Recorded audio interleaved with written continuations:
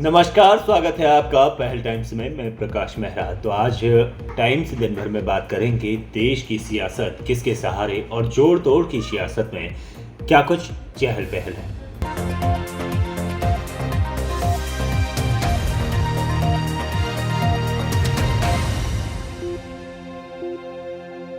किसी भी राजनीतिक दल की मजबूरी के लिए मुखर और कट्टर समर्थकों का होना बहुत जरूरी है।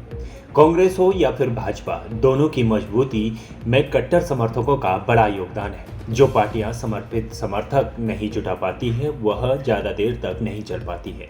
कट्टर समर्थक विरोधी पार्टियों का मुंह तोड़ जवाब देने का काम करते हैं। भारत में दलों के ऐसे समर्थकों पर कम ही अध्ययन होते हैं और आंकड़ों की बात करूं तो इसका भी अभाव काफी है। पेश है विगत दिनों समर्थकों पर किए गए इस सर्वेक्षण पर आधारित प्रकाश मेहरा की ये खास रिपोर्ट। आइए उसी पर चर्चा करते हैं। भारत में राजनीतिक पक्षधरता के विचार क्या करते हैं। भारत में अपने चुनाव स्थिर नतीजों के लिए जाने जाते हैं। एक चुनाव से दूसरे चुनाव के बीच बड़े उतार चढ़ाव के बाद मतदाताओं की पसंद का अनुमान लगाना कठिन हो जाता है। ऐतिहासिक रूप से अगर भारत में पार्टी ब्रांड कमजोर हो रहा है और आधिकारिक पार्टी सदस्यता भी कम हो रही है, कोई आश्चर्य की बात नहीं है कि भारतीय राजनीति की चर्चाओं में पार्टी के धुर और कट्टर समर्थकों की पक्षधरता प्रमुख रूप से सामने नहीं आई है। भारत में राजनीतिक पक्षधरता के विचार पर बहुत कम ध्यान दिया जाता है। फिर भी भाजपाई, कॉमरेड या फिर कांग्रेसी जैसे शब्दों का प्रयोग अक्सर किया जाता है ताकि पार्टी के प्रति किसी भी वफादारी को दर्शाया जा सके। जब भारत में चुनाव होने जा रहे हैं तब यह देखना जरूरी है कि राजनीतिक पक्षधरता कितनी गहराई जड़ें जमा चुकी है। आइए उसके मायने भी समझते हैं कि पक्षधरता के क्या मायने हैं। पक्षधरता को मापने के लिए लोगों ने अनेक सवाल पूछे। आप किस पार्टी से जुड़ाव रखते हैं, अलग अलग पार्टियों के बारे में कैसा महसूस करते हैं। कई दशकों के शोध से पता चलता है कि दलों के साथ पक्षपातपूर्ण लगाव के साथ आश्चर्यजनक रूप से स्थिर रहा है। तब तक भी दल या फिर व्यक्ति अपनी नीतिगत स्थिति बदलते हैं। ये अस्थायी जुड़ाव का ही नहीं बल्कि राजनीतिक क्षेत्र में कई नतीजों को प्रभावित करते हैं। यहाँ 3 चीजों का विशेष रूप से उल्लेख किया जाना चाहिए। उसका भी बताते हैं कि सबसे पहले कट्टर समर्थकों को वफादार मतदाता माना जाता है। इसका अर्थ है कि पार्टियां निश्चित यह रह सकती हैं कि मतदाता चुनाव के दिन सामने आएंगे और उनका समर्थन करेंगे। यह पहलू चुनावों को अधिक अनुमान लगाने लायक बनाता है और पार्टियों को मतदाताओं को प्रभावित करने के लिए अल्पकालिक लोक लुभावन उपायों पर चर्चा करने के बजाय दीर्घकालिक नीतियां विकसित करने पर ध्यान देने का मौका देता है। दूसरी बात आपको बताते हैं कि लोगों का क्या मानना है। अगर उनकी पार्टी किसी भी मुद्दे को अनुकूल तरीके से देखती है तो उन्हें भी वैसे ही विचार करना चाहिए। इसीलिए पार्टियां अपने लोगों के बीच किसी निश्चित राय को आकार देने के लिए पूरी भूमिका निभाती है। अब अगर हम तीसरी चीज अगर इसमें देखें तो पक्षधरता ही तय करती है। लोग प्राप्त सूचना की व्याख्या करते हैं और कैसे करते हैं।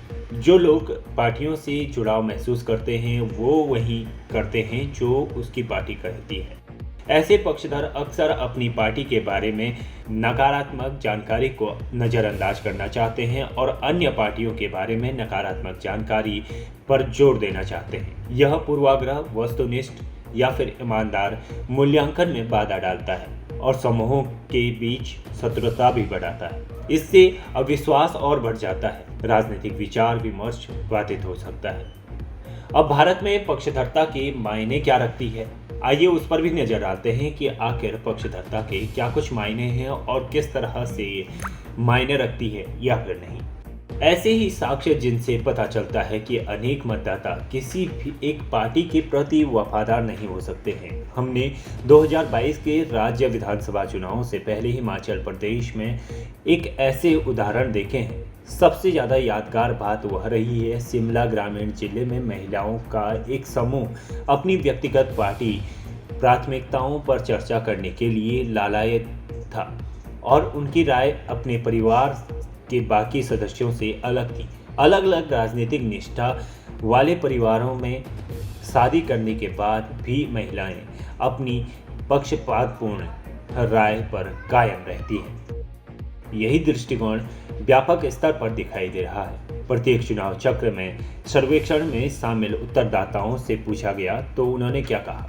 राजनीतिक दल आखिर है क्या, जिससे आप विशेष रूप से नजदीकी महसूस करते हैं?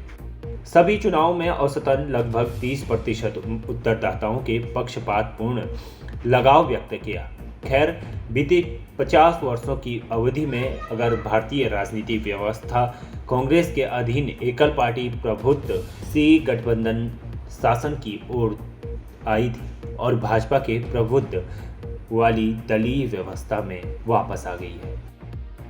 आइए एक नज़र डालते हैं कि मतदाताओं का किस पार्टी के प्रति ज़्यादा विश्वास है।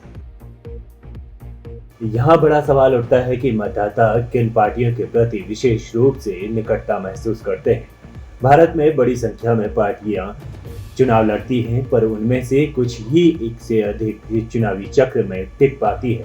वर्ष 1962 और 2019 के बीच भारत में राष्ट्रीय चुनाव लड़ने वाली अधिकांश पार्टियों ने केवल एक आम चुनाव में भाग लिया।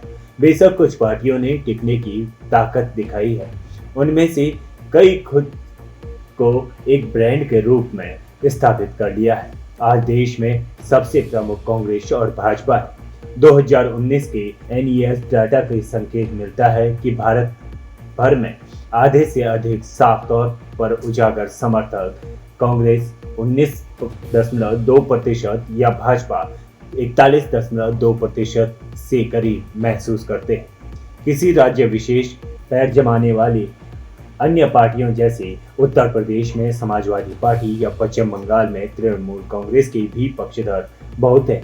वैसे इन पार्टियों के खाते में राष्ट्रीय स्तर पर 5% पक्षधर या फिर वफादार नहीं है। 2022 में हिमाचल प्रदेश के डाटा को अगर देखें तो 3200 उत्तरदाताओं के बीच पक्षधरता का समग्र स्तर 52% था। नतीजों से पता चलता है कि महिलाओं, अनुसूचित जाति के सदस्यों और समिति मीडिया एक्सपोजर वाले लोगों के पक्षपातपूर्ण लगाव व्यक्त करने की संभावना कम थी।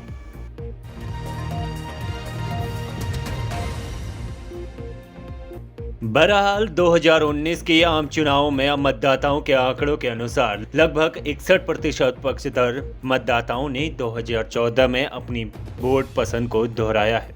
अनेक मतदाता हैं जो खुले रूप से किसी पार्टी के प्रति वफादारी का प्रदर्शन करते हैं। लगभग 86% उत्तरदाताओं ने उसी पार्टी का समर्थन किया जिसके प्रति वे खुद को वफादार महसूस करते थे। ऐसी पक्षधरता देश की लोकतांत्रिक जीवंतता का संकेत हो सकती है। इस पर एक नकारात्मक पक्ष भी है। भारत के बाहर कई अध्ययनों से पता चलता है कि किसी न किसी पार्टी के प्रति पक्षधरता बढ़ रही है और बीच का रास्ता सिकुड़ रहा है। ऐसे में क्या कट्टर समर्थकों के बीच शत्रुता भी बढ़ सकती है? कमेंट बॉक्स में जाकर जरूर बताएं कि क्या इससे शत्रुता भी बढ़ेगी या फिर नहीं। आइए आपको कांग्रेस और भाजपा के समर्थकों में कैसी शत्रुता है वो भी बताते हैं।